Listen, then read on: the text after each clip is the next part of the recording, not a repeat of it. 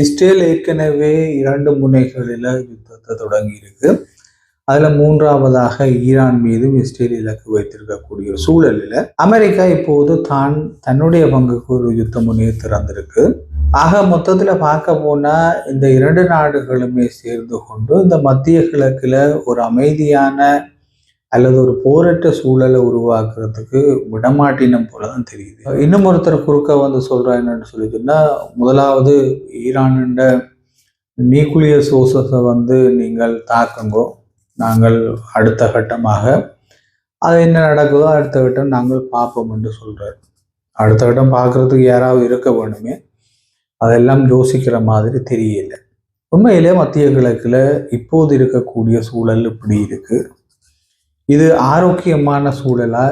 மத்திய கிழக்கிலே ஒரு அமைதியை ஏற்படுத்துவதற்கான அல்லது அமைதி ஏற்படுவதற்கான சாத்தியக்கூறுகள் இருக்கிறதா போன்ற சில விடயங்கள் தொடர்பாக இந்த பதிவில் பார்க்கலாம். நீங்கள் பார்த்து கொண்டிருப்பது ஜேசர் தமிழ் யூடியூப். தொடர்ந்து முழுமையான வீடியோ பதிவுக்குள்ளே போவோம். உங்கள் எல்லாருக்குமே தெரியும், மத்திய கிழக்கில் இன்னைக்கு அமைதி என்றது இல்லை. குறிப்பாக இஸ்ரேல் பலஸ்தீனத்தின் மீது தொடங்கிய போரை தொடர்ச்சியாக அது லெபனான் மீதும் ஒரு போரை தொடங்கி இருக்கக்கூடிய சூழலிலே இஸ்ரேலினுடைய அத்துமீறிய சில நடவடிக்கைகளாலே ஆத்திரமடைந்த ஈரான் இஸ்ரேல் மீது ஒரு தாக்குதலை நடத்தியது. மிக தீவிரமான ஒரு ஏவுகணை தாக்குதலை ஈரான் நடத்தியது நாங்கள் அனைவருமே அறிந்த ஒன்று. இப்படி 2 முனைகள் 3 முனைகளிலே இஸ்ரேல் ஒரு போரை தொடங்கி இருக்கக்கூடிய சூழலிலே மத்திய கிழக்கிலே ஒரு அமைதி அல்லது ஒரு யுத்தமற்ற சூழல் என்பது தற்போதைக்கு சாத்தியமில்லை என்றுதான் கூறப்படுகின்றது. ஏன்னு சொல்லி சொன்னால், ஏற்கனவே இஸ்ரேல் பலஸ்தீனத்தின் மீதும் லெபனான் மீதும் தொடுத்திருக்கக்கூடிய போரை ஒருவாறாக முடிவுக்கு கொண்டு வந்து ஒரு இடைக்கால போர் நிறுத்தத்தை கொண்டு வருவதற்கு முதல்ல அமெரிக்காவும் பிரான்சும் ஒரு தீவிரமான முயற்சி எடுத்தன. ஆனால் உண்மை என்னவென்று சொல்லி சொன்னால், அமெரிக்கா ஒரு சமாதான முயற்சி அல்லது ஒரு இடைக்கால போர் நிறுத்தத்தை இடுவதற்கு தான் விரும்புவதாக கூறினாலும் கூட அது மறைமுகமாக இஸ்ரேலினுடைய எல்லை தாண்டிய தாக்குதல்களுக்கு தன்னுடைய தொடர்ச்சியான ஆதரவை வழங்கி கொண்டிருந்தது என்பதுதான் உண்மை.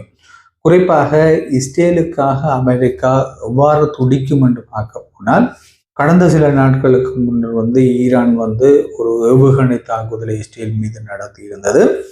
இந்த தாக்குதலுக்கு எதிர்வினை ஆற்றியதன் மூலம் அமெரிக்கா இஸ்ரேல் மீது எத்தகைய நிலைப்பாட்டை கொண்டிருக்கின்றது என்பதை நாங்கள் நிச்சயமாக அறிந்து கொள்ள வாய்ப்பிருக்கு. இவ்வாறு இஸ்ரேலினுடைய அரசாங்கம் ஹமாஸ் போராளிகளை காட்டிக்கொண்டு பலஸ்தீனத்தின் மீதும், ஹிஸ்புல்லா போராளிகளை காட்டிக்கொண்டு லெபனான் மீது 2 போர்களை நடத்தி கொண்டிருக்கின்றது.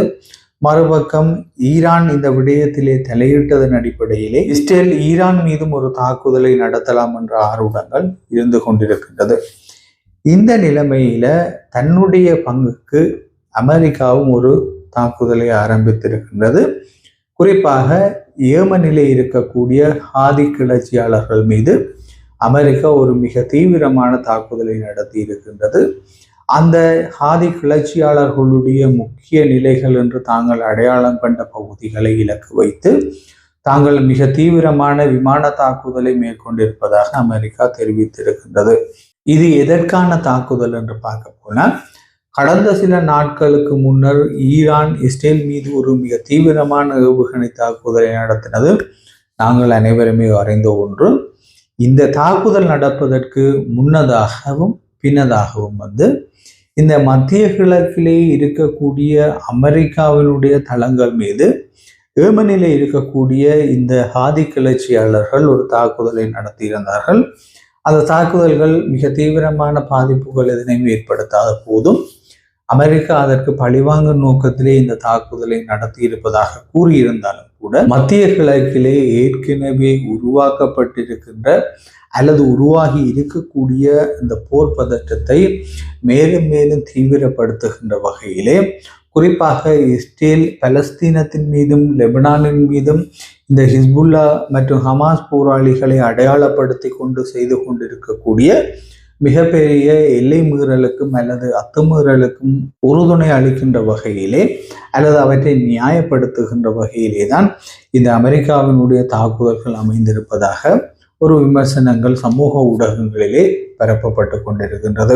இவ்வாறு மத்திய கிழக்கிலே இஸ்ரேல் ஒரு பக்கம், அமெரிக்கா தன்னுடைய பங்குக்கு இன்னொரு பக்கம் என்று இந்த மத்திய கிழக்கிலே ஒரு மிக தீவிரமான போர் நிலைமையை ஏற்படுத்தி இருக்கக்கூடிய சூழலிலே அமெரிக்க ஜனாதிபதி தேர்தல் நவம்பரிலே நடைபெற இருக்கின்றது. அந்த தேர்தலிலே ஒரு வேட்பாளராக போட்டியிடுகின்ற முன்னாள் ஜனாதிபதி டொனால்ட் ட்ரம்ப் நேற்றைய தினம் ஒரு கருத்தை தெரிவித்திருக்கின்றார்.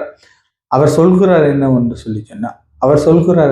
சொல்லி சொன்னால் ஈரானுடைய நியூக்ளியர் சோர்சஸை தாக்குமாறும் அதற்கு பின்னர் என்ன நடந்தாலும் பார்த்து கொள்ளலாம் என்றும் அவர் குறிப்பிடுகின்றார். உண்மையிலேயே அவ்வாறு இஸ்ரேலோ அல்லது அமெரிக்காவோ அல்லது வேறு நாடுகளோ இந்த நியூக்ளியர் சோர்சஸை ஈரானுடைய அணு மூலங்களை தாக்குமாக இருந்தால் அதன் பின்னர் இடம்பெறக்கூடிய விளைவுகள் அல்லது அதன் பின்னர் ஏற்படக்கூடிய தாக்கங்கள் என்ன என்பது சாதாரணமாக எல்லாருமே அறிந்து கொள்ளக்கூடிய ஒன்று. ஆனால் அமெரிக்காவினுடைய ஜனாதிபதி வேட்பாளர் முன்னாள் ஜனாதிபதி அந்த கருத்தை தெரிவித்திருக்கின்றார். அது பற்றிய மதிப்பீடுகளை செய்து கொள்ள வேண்டியது உங்களுடைய பொறுப்பு. இதற்கிடையிலே ஈரானுடைய மத தலைவர் ஒரு கருத்தை சொல்லியிருக்கின்றார். நிச்சயமாக இஸ்ரேலினாலே இந்த ஹமாஸ் மற்றும் ஹிஸ்புல்லா போராளிகளை வெல்லவே முடியாது என்று அவர் கூறியிருக்கின்றார். அதற்கு காரணம் என்னவென்று சொல்லி சொன்னால், இஸ்ரேல் லெபனான் மீதான தாக்குதலை ஆரம்பித்து சில நாட்களிலேயே இந்த ஹிஸ்புல்லா போராளிகள் அமைப்பினுடைய தலைவர் கொல்லப்பட்டார். அதே போல் இந்த ஹமாஸ் அமைப்பினுடைய முக்கிய தலைவர்களை இஸ்ரேல் படுகொலை செய்தது.